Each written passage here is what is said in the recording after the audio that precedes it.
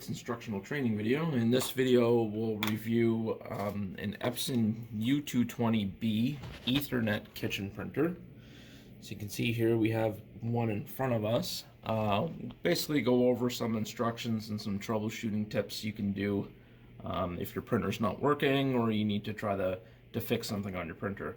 The first thing we're going to talk about is basically how to put in your ribbon and your paper into this printer.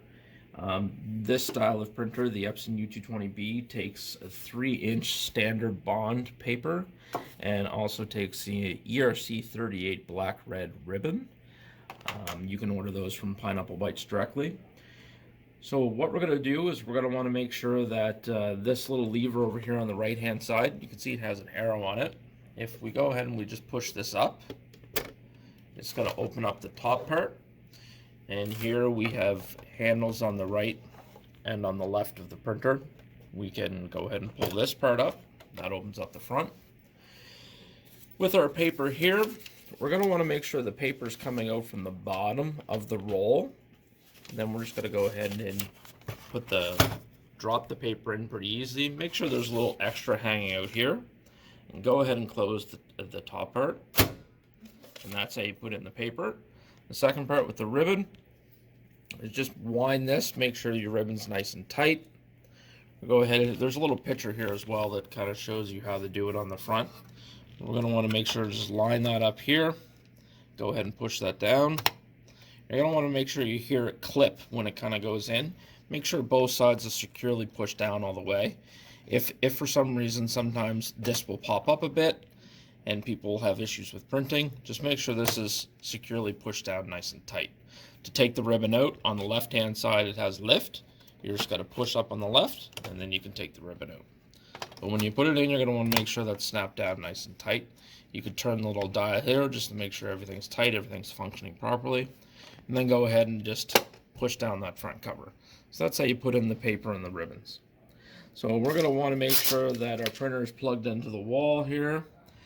This power cord will go into a power brick that you can see here. So it plugs into your brick. Make sure that's always in there nice and tight. And then from the power brick, it goes to the back of the printer. You can see underneath here that it actually goes into the power outlet. It's on the printer. Once that's plugged in, we're just going to go ahead and on the front of the printer here, you have your power button. We're just going to turn that on. You'll wait a second there for the power to light up. You got to hear the printer do kind of a self-test. And then if everything's functioning correctly, you won't see any error lights on the front here. You'll just have a solid green power light. So what you can do as well to do a printer self-test, sometimes if you have an issue with the printer with the point of sale, you want to do a self-test on the printer just to make sure everything's functioning correctly as far as the paper's concerned, the ribbon's concerned.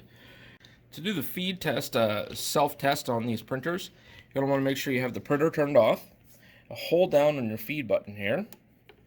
And then go ahead and while you're holding down on the feed button, turn the power back on to the printer. Keep holding down the feed button. And then it will start printing. When it's printing, you can let go of the feed button.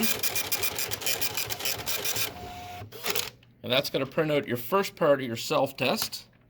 You can just take that piece of paper off. You're going to notice down here, you're going to have a red light blinking. Signifies that it still needs to do the second part of the feed test. To do the second part of the feed test, you're simply just going to press the feed button once.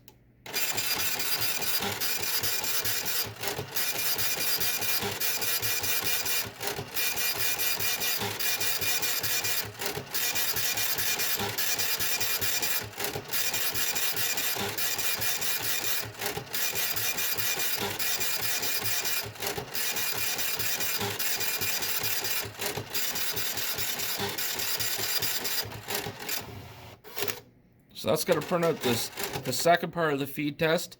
It's got to go back after it prints out the second part of the feed test. If everything's functioning correctly, it will go right back to just your green power light, which is good.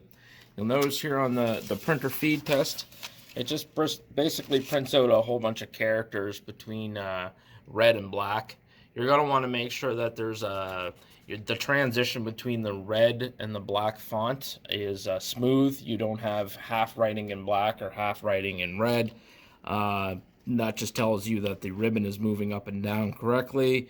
Your print head is good. There's no blank lines in here. There was no printing over the same line, so your feed is nice and smooth. Basically, this is a perfect print test. So that will tell you that everything mechanical-wise seems to be functioning okay with the printer. So that's how you do a printer self-test. The next thing we'll talk about is your network connection on the back of the printer.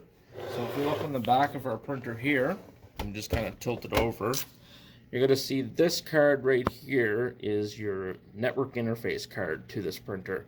So this, you'll have, generally with this spot right here, you'll have a network cable plugged into here, which will go into a wall outlet somewheres, or it will have a direct line ran back to the point of sale router or the point of sale network switch.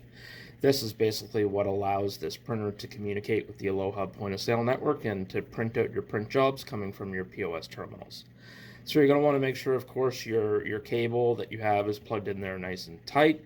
Generally, you'll have blinking lights here if your internet card is active, so you're going to want to make sure that obviously there's blinking lights there. If there's not blinking lights, check to make sure your printer's powered on.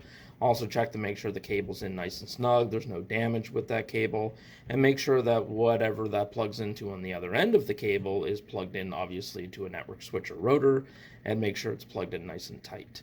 To do an IP printout to find out what IP address is assigned to this particular printer, you'll notice here on the right hand side there's a small little hole.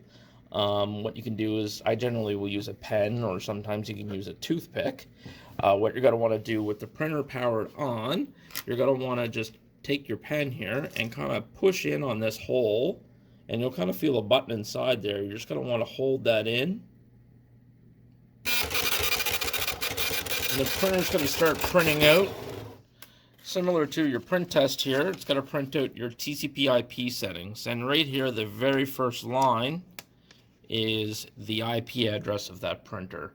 So if you're ever wondering how to get the IP of that printer, or a technician from Pineapple Bytes is instructing you to tell you the IP of this physical printer, then that's how you can print this out.